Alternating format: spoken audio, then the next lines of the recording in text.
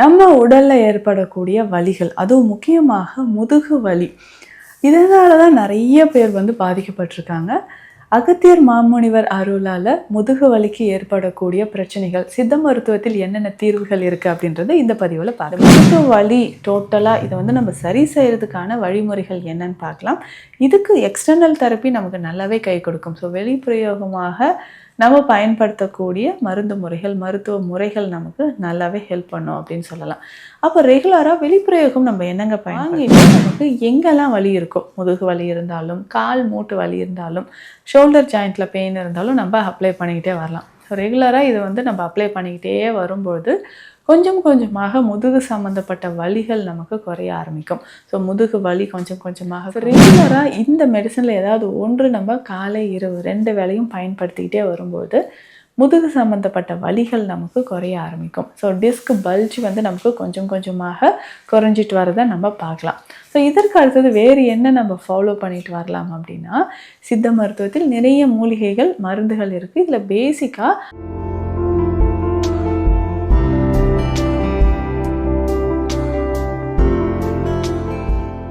வணக்கம், நான் doctor Nithya, Siddha physician.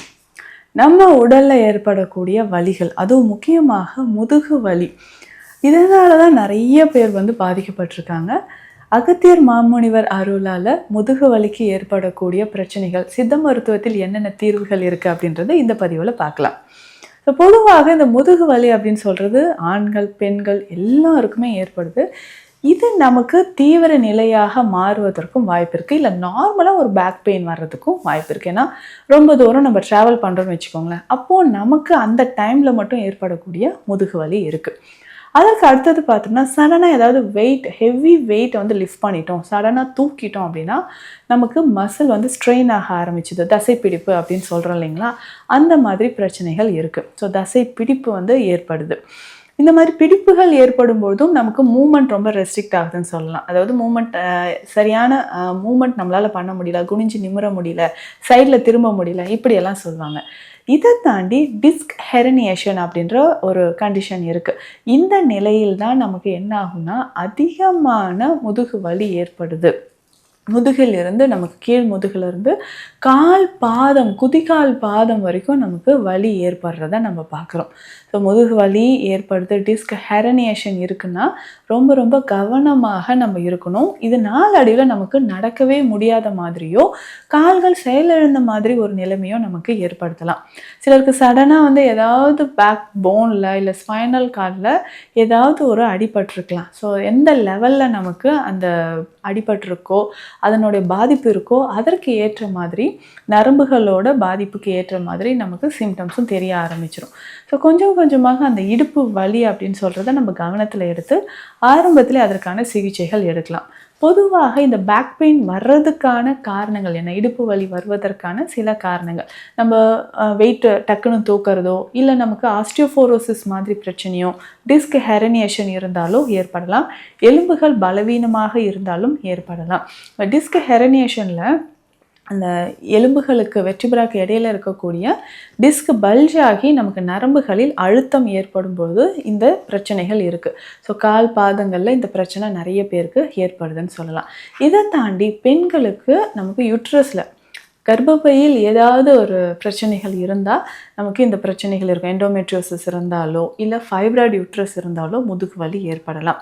Renal கால்குலை அப்படின்னு சொல்லக்கூடிய சிறுநீரக பிரச்சனை. ஸோ சிறுநீரக பிரச்சனைகள் இருந்தாலும் நமக்கு முதுகு பகுதியில் வலி இருக்கும்.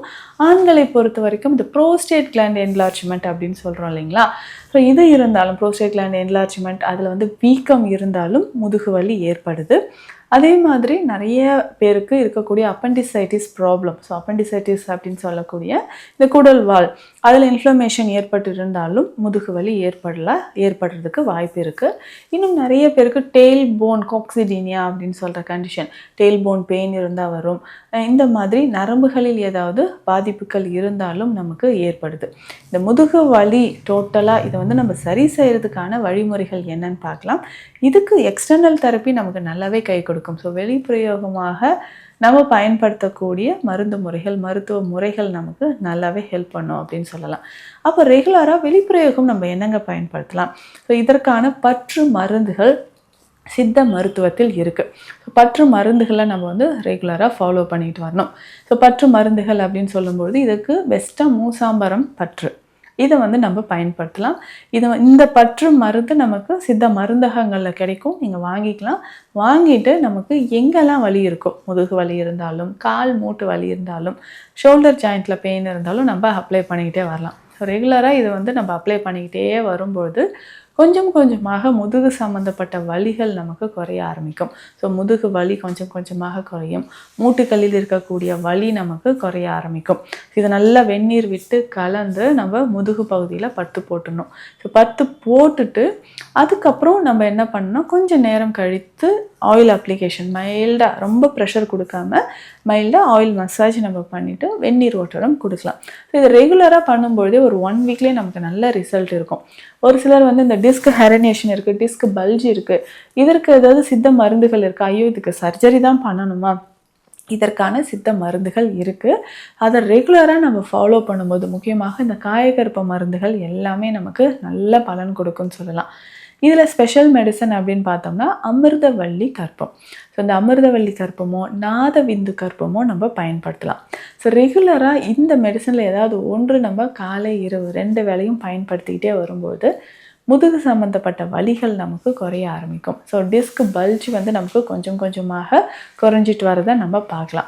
ஸோ இதற்கு அடுத்தது வேறு என்ன நம்ம ஃபாலோ பண்ணிட்டு வரலாம் அப்படின்னா, சித்த மருத்துவத்தில் நிறைய மூலிகைகள் மருந்துகள் இருக்குது. இதில் பேசிக்காக அஸ்வகந்தா சூரணம் நம்ம உடலில் இருக்கக்கூடிய வலிகளுக்காக இது பயன்படுது. ஸோ அஸ்வகந்தாவோட சில மூலிகைகள் சேர்த்து இதில் ஸ்பெஷலாக வந்து பார்த்தோம்னா அஸ்வகந்தாவோட முச்சங்கன் முக்கியமான ஒரு மூலிகை, முச்சங்கன் சேர்க்கணும். அதுக்கப்புறம் குறுந்தொட்டி, சிற்றரத்தை, ஸோ இந்த மூலிகைகள் எல்லாமே சேர்க்கணும்.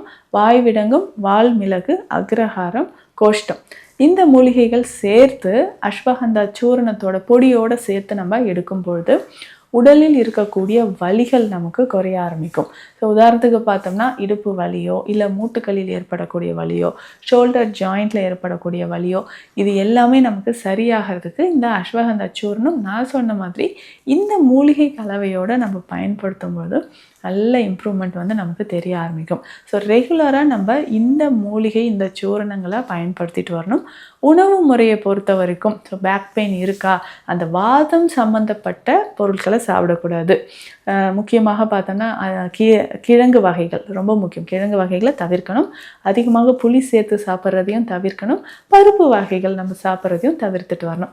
ஸோ ரெகுலராக இந்த மாதிரி நம்ம உணவு முறைகளை ஃபாலோ பண்ணிக்கிட்டே வரும்போது கொஞ்சம் கொஞ்சமாக நம்ம உடலில் இருக்கக்கூடிய வாதம் குறையும், இடுப்பு சம்மந்தப்பட்ட வலிகளும் குறைய ஆரம்பிக்கும். ஸோ இது தொடர்பான மருத்துவ ஆலோசனைகளுக்கு ஸ்க்ரீனில் இருக்கிற நம்பருக்கு கான்டாக்ட் பண்ணுங்கள். நன்றி.